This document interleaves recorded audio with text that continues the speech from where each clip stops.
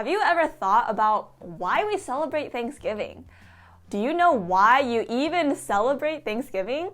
Or better yet, should Christians celebrate Thanksgiving? Keep watching to find out.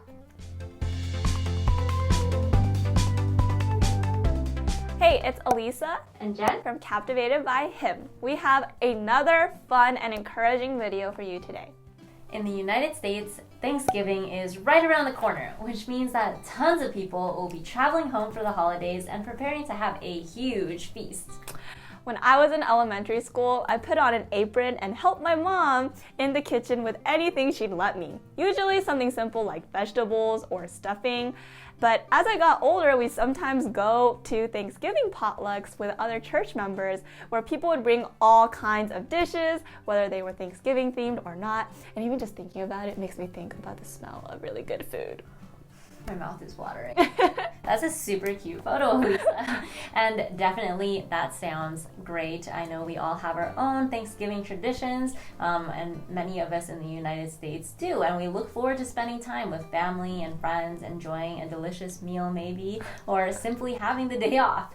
And just as the name of the holiday implies, many of us probably are thankful for the things that we get to enjoy on this holiday of Thanksgiving. But have you ever wondered, should we as Christians celebrate Thanksgiving? Are we just following the ways of the world? Or is celebrating Thanksgiving something that we can actually honor and praise God through? After all, as sisters who want our lives to be wholly pleasing to God entirely, we need to think about everything that we are doing, including the holidays that we celebrate. Thanksgiving isn't a holiday that was originally based on biblical events, such as Christmas, which celebrates Jesus' birth, or Easter, which celebrates Jesus' resurrection. But knowing a bit of history could still be super helpful in understanding how we should view Thanksgiving. Yes, so opening up our history books, way back in the year 1620, the Pilgrims sailed on the Mayflower and founded Plymouth Colony in what is now known as Massachusetts. So, though the Pilgrims were excited for their new life in America, if you remember from your elementary school history class probably, settling in a new land was not easy. The Pilgrims endured harsh winter weather, scarce food, numerous diseases, and within only a few short months, about half of all of the colonists had died.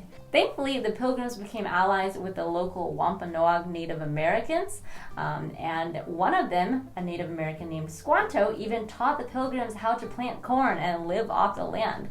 So through this partnership, the Pilgrims had their first successful harvest in the fall of 1621. And to celebrate, the Pilgrims held a feast that we call Thanksgiving, the very first one. Thanks, Jen, for that history lesson. Okay. But going back to our big question, should we as Christians celebrate Thanksgiving? Some of you may have already known this story that Jen taught and thought, well, it seems they are just thankful for a lot of good food and harvest, and they finally got to have something good that happened after all this turmoil and difficult times. And that might be true. They are thankful for those things.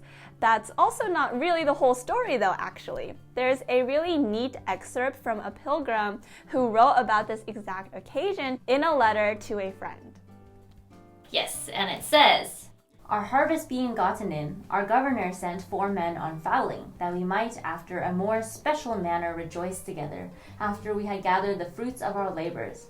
They 4 in one day killed as much fowl as, with a little help beside, served the company almost a week, at which time, amongst other recreations, we exercised our arms, many of the Indians coming amongst us, and amongst the rest their greatest King Massasoit, with some 90 men, whom for 3 days we entertained and feasted.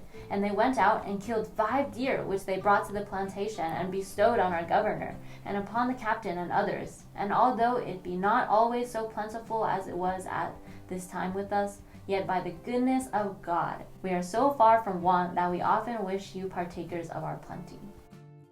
Did you catch that at the end? The pilgrim writes, by the goodness of God, we are so far from want. Though the successful harvest was something to be thankful for, the pilgrims ultimately had the Thanksgiving feast to actually thank God for his goodness to them. They recognized that God was the one who provided for them, and he was worthy to receive the honor and the praise. Thus, Thanksgiving was held in order to celebrate God's goodness and to give thanks to God. That's actually super cool. God chooses to bless us each and every day out of his goodness and love and care towards us. And the pilgrims had it right when they remembered that God is the one who gives us every good and perfect gift, just like it says in James 1:17. Every good thing given and every perfect gift is from above, coming down from the Father of lights, with whom there is no variation or shifting shadow. Remembering this caused the pilgrims to rightly respond in praise and thanksgiving to God. Exactly. However, like many other commercialized holidays, we often can forget that God was meant to be the focus of Thanksgiving. But, sisters, let that not be us.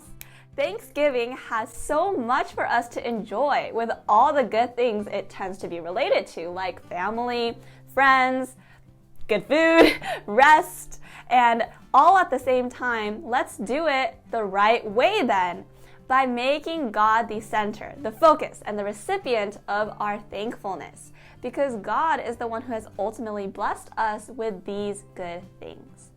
So friends, let's keep the main thing, and put God at the center of celebrating Thanksgiving this year. This could be as simple as being thoughtful as you pray before your meal and spending more time adoring and thanking God for how he's blessed you. You could sing songs of praise to God throughout the day. Or you could share what you're thankful to God for with those you're with. In fact, you can do that right now, because we'd love to hear what you're thankful to God for. So comment down below what you're thankful for this Thanksgiving season. Psalm 104-5 puts it well when it says this: "Enter his gates with thanksgiving and his courts with praise. Give thanks to him, bless his name, for the Lord is good. His loving kindness is everlasting, and his faithfulness to all generations." God truly is the reason we celebrate Thanksgiving, and he is also the source of our Thanksgiving. Thanksgiving is just one day out of the year to give thanks to God. But as we learned in a previous video on our channel on how a beautiful woman is thankful, it is our hope and prayer for you all that Thanksgiving can be just one of many days in which you are giving thanks to God. We should constantly be giving thanks to God for everything, every day of our lives. He has given us all that we need. Remember, by restoring our relationship to him through Jesus Christ. And he continues to give us abundantly even more than that. We hope this Thanksgiving can be a great time of being thankful to God and being captivated by our loving and gracious God. Please like this video if it was helpful for you, and we would really be thankful if you could subscribe to our channel. That's all we have time for today, but we hope to see you back again next week as we run this race together. But until then, stay captivated.